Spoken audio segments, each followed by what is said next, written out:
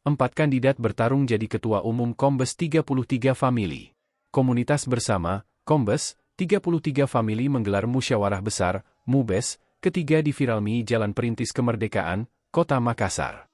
Komunitas yang beranggotakan driver GrabCar di Makassar ini bakal memilih Ketua Umum periode 2024 hingga 2026. Sebanyak 4 kandidat pun ikut bertarung, yakni Fatul Wahab, Akbar Sidik, Kahar, dan Idam. MUBES kali ini mengangkat tema, mewujudkan kepemimpinan serta membangun kader yang solidaritas dan bersinergi berintegritas serta profesionalisme menuju regenerasi yang lebih baik. MUBES diawali dengan laporan pertanggungjawaban Ketua Umum Kombes 33 Family periode 2022 hingga 2024, Kahar.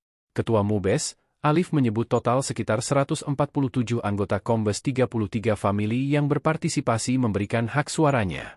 Sesuai dengan Ed dan Art, pemilihan ketua itu dilakukan 2 tahun sekali, sebut Alif, saat temui tribun-timur.com di sela-sela acara.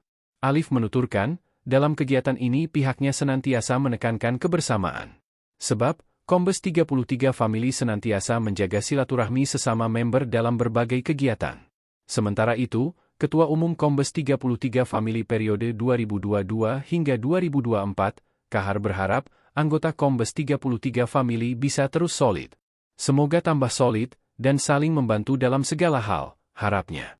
Kahar menambahkan, selama ini, Kombes 33 Family melakukan berbagai kegiatan sosial. Salah satunya aksi sosial donor darah yang dilakukan setiap 3 bulan sekali. Kita juga sering berkunjung ke pantai asuhan, termasuk memberikan bantuan kepada daerah yang terdampak atau terkena musibah, tambah Kahar.